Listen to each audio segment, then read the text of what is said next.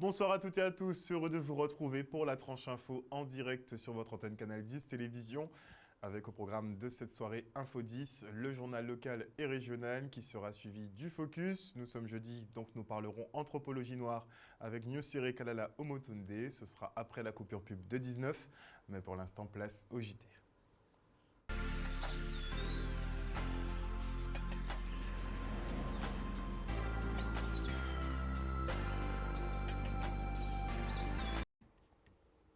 Nous sommes le jeudi 7 avril 2022 et notez effectivement que depuis quelques semaines déjà, nous assistons à une recrudescence des alertes sanitaires après les pizzas Buitoni qui ont fait un mort et des dizaines d'enfants malades ou encore le cas des chocolats Kinder contaminés à la salmonelle. Nous avons aussi eu les fromages rappelés pour risque de listeria et les baguettes de pain contaminées avec une substance toxique. Eh bien, notez qu'aujourd'hui, nous avons droit à un rappel massif des bouillons cubes. Vous savez, les petits bouillons de préparation pour la cuisine, eh bien, il y a un rappel massif puisque eux aussi sont contaminés. Ça fait beaucoup de contamination en très peu de temps, ce qui n'est jamais arrivé, je crois. Et dans l'attente du procès d'Élie Domota, les militants de l'UGTG se sont rassemblés sur le piquet de grève du CHU de Pointe-à-Pitre. Ils dénoncent la répression policière et judiciaire qui s'abat sur la Guadeloupe depuis quelques mois. Le reportage. Eh bien, Jodla, à l'initiative du CILE, qui c'est un comité international de liaison et d'échange, ils ont organisé une journée internationale de contestation, de solidarité contre la répression à l'occasion d'un procès à Élie Domota. Donc Jodla a un procès à Élie Domota et c'est pour ça que Jodla nous semblait là pour faire une grande mobilisation contre la répression, d'avoir que depuis le 17 juillet, début à mobilisation en nous contre l'obligation vaccinale et contre le pass sanitaire, seule réponse que l'État français toujours en nous, c'est la répression. Une répression militaire féroce et une répression judiciaire totalement arbitraire. Nous constatons qu'effectivement, il y a des jeunes militants qui vont condamnés à des peines lourdes, ainsi que les pompiers, ainsi que les militants syndicaux, et ça, nous avons trouvé ça inadmissible. Jodla, ça veut dire que l'État français a dit nous que nous pas ni droit manifester, nous pas ni droit dire que nous pas d'accord, nous pas ni droit être en la rue là pour dire que nous avons refusé prendre un vaccin qui, Jodla, nous avons rappelé, nous pas ni confiance à dedans puisque nous avons vrai plus de 150 effets secondaires que ça nie sur la santé humaine. Donc Jodla, nous allons continuer à dire que nous pas d'accord, mais nous allons continuer à dire aussi qu'il y a trop de problèmes dans le pays en nous qui ne sont pas réglés. Nous attendons effectivement encore des promesses électorales dans le cadre de l'élection présidentielle qui vient. Aussi là, ils promettent effectivement monts et merveilles, ils parler de la Guadeloupe et faire des propositions et pourtant nous sommes dans les mêmes difficultés. Pourtant nous sommes dans le même problème à chlordécone. 95% de la population est contaminée au chlordécone. Nous avons constaté qu'il y a un problème à de l'eau, toujours dans le pays, il y a des gens qui n'ont pas de l'eau en 2022. Il y a un problème à l'école. Nous avons vrai des comités qui ont montré parce que nous n'avons pas bâti manger correctement. Nous avons constaté que les travailleurs ont un problème parce que c'est licenciement, parce que c'est remise en cause des droits, des conventions collectives, des acquis. Donc, dans quel pays nous sommes là? Plus ça caille et plus nous en difficulté, plus pour nous avons vraie misère. Un reportage signé Michel Depape. Et si je vous dis couscous, grosse caille à babon ou kabusa, vous pensez bien évidemment aux ignames.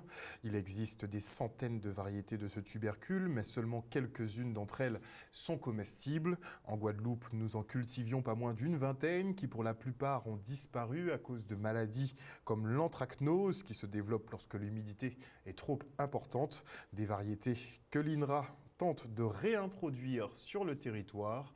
Regardez. Dans la journée là, ça, atelier là, ça, il y a deux aspects.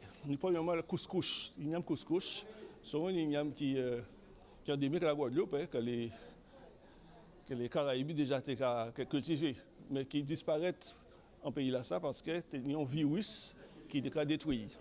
Et les draps font un travail de nettoyage de ces virus là, ça, et ils remettent au goût du jour.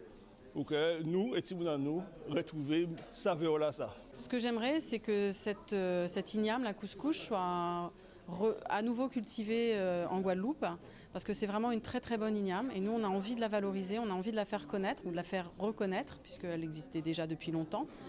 Et ce qu'on aimerait aussi montrer, c'est l'intérêt d'avoir des plants sains pour pouvoir avoir une production intéressante de ce type d'igname. Et c'est des ignames, si vous voulez, que le premier butin, c'est que c'est résistant à l'anthracnose. Donc ils ont une tolérance à l'anthracnose. Deuxième butin là, c'est que bon, effectivement, nous regardons le rendement là aussi, parce que le rendement là, c'est un butin qui est essentiel. Hein. Et troisième butin là, c'est que nous sélectionnons parce qu'il y a un goût, il y a une forme assez intéressante pour les consommateurs. L'IT2 qui a présenté des variétés d'igname, de nouvelles variétés d'igname. En fait, il a présenté 5, mais au total, il y a une vingtaine. Les 5 variétés que nous avons espéré, que nous avons pensé être les meilleures, qui viennent en plus des anciennes variétés que nous avons, genre Guana, Kabusa, mais qui ont d'autres variétés qui viennent, qui permettent, pour arriver là, c'est qu'il y a de nouveaux rendements, puis résistants aux maladies. La principale maladie là, c'est l'anthracnose. Et aussi, pour l'agriculteur là, ils ont un meilleur revenu, parce que c'est ça aussi le but là, et que le consommateur là, trouver plusieurs saveurs différentes. Eh bien, il n'y a pas même butin, ni même efficacité, ni certains ignames ni même cycle là en fait, mais ni ça qui a couvert le sol là plus rapidement. Donc nous avons ça un taux de couverture assez rapide et effectivement il peut permettre nous aussi de s'encler moins. C'est ça l'avantage aussi. Des ignames qui seront peut-être servis un jour dans les écoles. En attendant, l'association JAM travaille à l'intégration de nos produits locaux dans les cantines.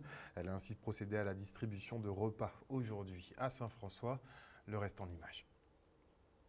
Alors l'association JAM, c'est Découverte, Jeunesse, Activités Multiples. On a pour mission en fait de faire découvrir des activités aux enfants liées à l'alimentation, au développement durable, à l'agriculture. Toujours dans un esprit de connaissance, de découverte, pour apprendre, pour conserver tout ce qui est patrimoine alimentaire, patrimoine culture, et voilà, pour garder ces connaissances-là. Aujourd'hui, c'est tous les enfants de Saint-François qui sont concernés et nous remercions vivement l'association qui nous a permis de réaliser cette opération. On a fait un don de repas pour l'ensemble de la commune de Saint-François, pour toutes les écoles. C'est dans le cadre d'une action en fait de notre association. L'idée, c'est vraiment de remettre au goût du jour les produits locaux et de redonner en fait goût tout simplement aux enfants de consommer local. Pour nous, c'est très important à Saint-François d'apprendre aux enfants dès le plus jeune âge à bien manger, à manger sain, avec des produits de qualité. Et c'est en ce sens que nous avons décidé d'accompagner nos ressortissants pour pouvoir travailler en ce sens à l'agroalimentaire, mettre en place les produits de la pêche, les produits d'élevage, tous les produits locaux à les mettre en évidence. Bien manger, ça permet d'avoir une meilleure santé déjà. Donc voilà, c'est une action qui nous tenait à cœur. Et l'idée, c'est vraiment de mettre au goût du jour toutes les actions que nous menons sur l'alimentation, sur les produits locaux et retrouver en fait des gestes simples en fait pour sa bonne santé, c'est-à-dire consommer local, bien manger sainement. Le lycée Yves Le Borgne de Sainte-Anne lui célèbre ses 30 ans d'existence et d'enseignement. L'occasion pour les anciens de venir à la rencontre des nouvelles générations et d'assurer la transmission. Le reportage de Maxime Morel. De 30 ans, on n'a pas 30 ans tous les jours.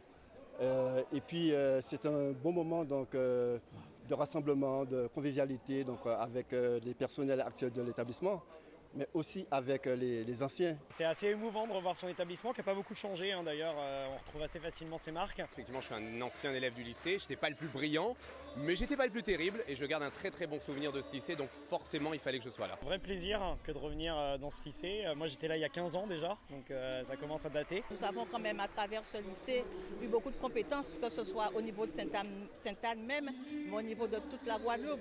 Il faut savoir qu'au niveau de notre conseil municipal, nous avons quand même M. Kikorez, l'ancien proviseur, qui est adjoint au maire. Nous avons Mme Valérie Hugues, qui est actuellement enseignante au lycée. Et nous avons aussi Mariette Mandré, qui est adjointe au maire et qui était élève au lycée. Nous avons vraiment pris pour fil conducteur le parcours de ces anciens, parcours varié, parcours intéressant. Nous avons les portraits qui sont un peu partout dans l'établissement. Ils sont là pour aussi donner des conseils à nos jeunes. Franchement, c'est un plaisir que de leur donner notre expérience que nous on a vécue pour essayer de les guider au mieux possible et tant qu'on peut le faire avec toute l'humilité que ça demande. On n'est pas de la même génération, on n'a pas connu les mêmes choses, pourtant on est dans un même cadre, on retrouve des enseignants qu'on a en commun finalement. Et c'est vrai que ces valeurs de lycée, les valeurs du lycée de Sainte-Anne, je pense c'est la bienveillance. C'est l'entraide et si on peut d'une génération à l'autre se transmettre ces messages-là, on le fait. C'est surtout très enrichissant de pouvoir échanger avec les élèves. J'ai eu la chance d'être parmi les parrains de cette année, donc de parler avec les élèves, de transmettre. C'est très enrichissant, ils nous apportent beaucoup et c'est un vrai honneur d'être là franchement pour participer à ces 30 ans du lycée. Et l'opérateur de téléphonie mobile Orange présente sa nouvelle gamme de produits et les performances de son réseau 4G. Avec le Wi-Fi 6 qui vient de sortir, les utilisateurs auront droit à des débits de connexion assez importants. Une connexion plus fluide, mais aussi de nouvelles fonctionnalités et un équipement, à savoir une box 100% recyclable. Le reportage de Stanley Manicor. On vient de parler de très haut débit fixe et de très haut débit mobile. Donc tout d'abord sur le mobile, l'ARCEP a publié tout récemment des résultats des campagnes de mesures qu'ils ont prises en 2021. Ils nous ont classé leader sur la quasi-intégralité des mesures qu'ils ont prises. Et aujourd'hui, effectivement, on est leader pour la 4e fois consécutive sur les réseaux mobiles. Et puis sur la fibre, aujourd'hui, on a parlé aussi pas mal de fibre avec le lancement de la nouvelle Livebox 6. Aujourd'hui, on a à peu près 50 000 clients sur la fibre et on est très certainement leader effectivement en nombre de clients sur la fibre. Alors aujourd'hui, que ce soit sur les appels 4G ou les appels Wi-Fi, effectivement, tous nos clients, il suffit qu'ils soient clients Orange et qu'ils aient un terminal compatible, peuvent passer des appels en 4G et en Wi-Fi. C'est vrai depuis 1 an quasiment sur les appels 4G et sur le Wi-Fi, ça a été lancé tout récemment, il y a quelques semaines de cela. Le premier des bénéfices, c'est que les clients peuvent avoir des usages simultanés sur leur téléphone, c'est-à-dire qu'ils peuvent recevoir des appels et en même temps avoir des usages data, pouvoir continuer à consulter leur mail, voire même regarder une vidéo tout en étant au téléphone. Des délais d'établissement d'appels qui sont beaucoup plus courts. On lance ce matin à 9h, disponible dans nos boutiques, une nouvelle Livebox qui s'appelle la Livebox 6 qui intègre des nouvelles fonctionnalités, vraiment un concentré de technologie qui permet de magnifier nos réseaux fibres. Elle permet d'avoir un débit jusqu'à 2 gigas. Elle permet aussi de bénéficier du Wi-Fi 6E, qui est le Wi-Fi 6 étendu, qui permet d'avoir un débit Wi-Fi 2 fois supérieur au Wi-Fi 6. On est le seul opérateur en France, quand je dis en France, c'est vraiment élargi, que ce soit en Hexagone ou aux Antilles-Guyane, de pouvoir disposer de cette nouvelle norme Wi-Fi. Et en matériaux recyclés, elle est complètement recyclable, elle a des modules d'économie d'énergie, et puis c'est une box aussi qui a été pensée pour vraiment avoir de la simplicité, proposer de la simplicité à nos clients. Elle est complètement intégrée avec l'application Orange et Moi, on peut gérer complètement via son application. Et puis aussi, elle intègre un écran tactile qui permet de gérer sa box automatiquement sans avoir à se connecter derrière un PC ou sur son téléphone. Ils n'ont rien à envier au débit qu'on peut proposer en métropole, ils sont voire même supérieurs sur certains des territoires, en particulier en Guadeloupe. Donc non, aujourd'hui, vraiment, on est en capacité de proposer et on propose vraiment le meilleur des débits à nos clients. Et on se rend maintenant au Palais de la Culture Félix Proto aux Abîmes pour l'ouverture du festival du film Nouveau Regard. Le reportage de Jordi Filoma. L'ouverture de la 5e édition du festival Nouveau Regard, qui est un festival de cinéma qui est en Guadeloupe depuis 5 ans.